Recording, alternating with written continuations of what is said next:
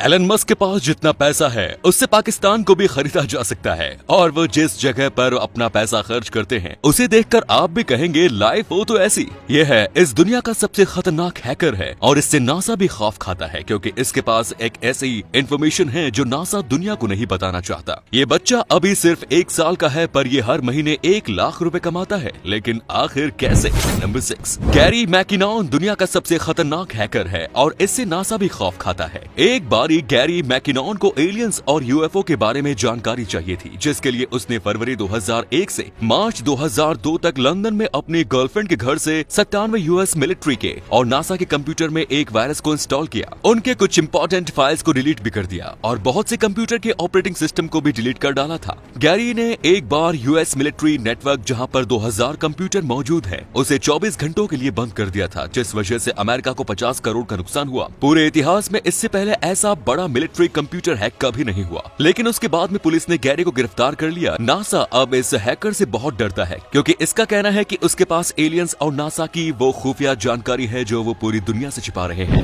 Number 5, Elon Musk इस दुनिया के सबसे अमीर इंसान है, लेकिन आखिर वो इतना सारा पैसा खर्च कहाँ करते हैं। आपको जानकर हैरानी होगी क्योंकि अगर एलन मस्क चाहें तो इतने पैसे से आलिशान जिंदगी जी सकते हैं, लेकिन वो एकदम सिंपल लाइफ जीते हैं और कभी कभी वे काम करते करते टेस्ला के ऑफिस में ही सो जाते हैं। एलन को ज्यादा मैटेरियलिस्टिक चीजों का शौक नहीं है, लेकिन एलन को एक चीज का बहुत शौक है और वो है पुरानी रॉयल कार्स का। 2013 में एलन मस्क ने 7 करोड़ की rare Lotus Esprit sports car खरीदी थी जो 1977 में जेम्स बॉन्ड मूवी में इस्तेमाल की गई थी। एलन के पास खुद के 2 प्राइवेट जेट्स भी है जिसकी कीमत 470 करोड़ रुपए है। एलन पार्टी बहुत ही कम करते हैं, लेकिन जब भी करते हैं तो कोई रोक टोक नहीं होनी चाहिए, इसीलिए उन्होंने न्यूयॉर्क में कॉस्टली पार्टी के लिए एक किला खरीद रखा है। एलन ने साउथ अफ्रीका, कनाडा और अमेरिका 3 देशों की नागरिकता भी खरीद रखी है। इसके अलावा एलन मस्क अपना पैसे रियल एस्टेट के बिजनेस में भी खर्च करते हैं। उनके घर की कीमत 120 करोड़ रुपए है। मस्क दी गिविंग प्लेस नाम की चैरिटी संस्था से जुड़े हुए हैं, जिससे बिल गेट्स और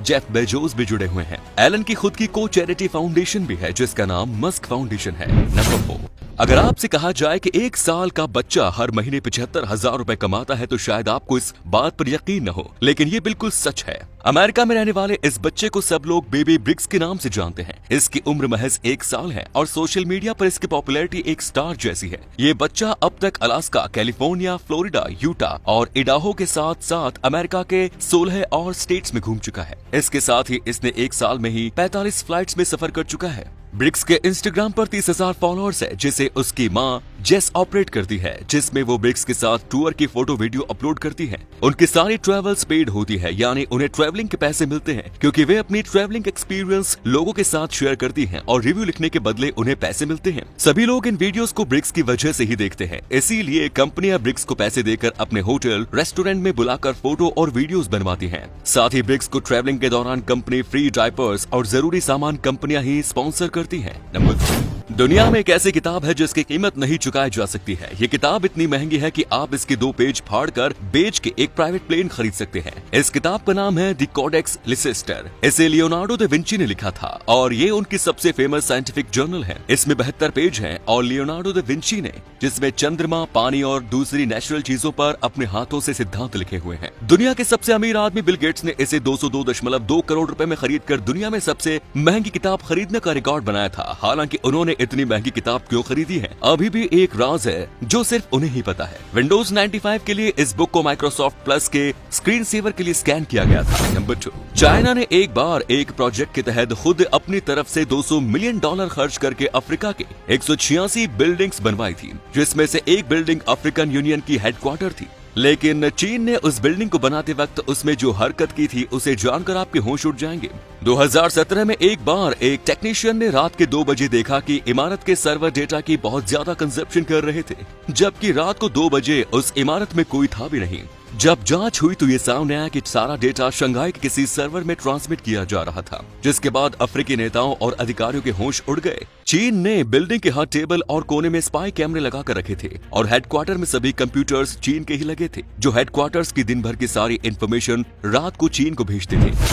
हाल ही में केरल सरकार ने दहेज प्रथा के खिलाफ बड़ा कदम उठाया है। केरल में दहेज को लेकर हत्या बहुत आम हो गई है, इसलिए केरल गवर्नमेंट ने एक लॉ पास किया है और इस लॉ के अकॉर्डिंग सरकारी नौकरी करने वाले आदमियों को शादी के 1 महीने के अंदर अपने विभाग के चीफ को घोषणा पत्र देना पड़ेगा कि उन्होंने शादी में किसी भी तरह का कोई दहेज नहीं लिया है। इस घोषणा पत्र पर उसकी पत्नी, पिता और ससुर के सिग्नेचर जरूर होने चाहिए। सरकार ने कहा है कि वो सरकारी कर्मचारियों के माध्यम से दहेज प्रथा की सोसाइटी में नेगेटिव इफेक्ट्स के बारे में जागरूकता फैलानी चाहती है और जो भी इस नियम का पालन नहीं करेगा उसे नौकरी से तो हमेशा के लिए निकाल दिया जाएगा, लेकिन उसे जेल भी हो सकती है, क्योंकि दहेज लेना एक जुर्म और पाप है।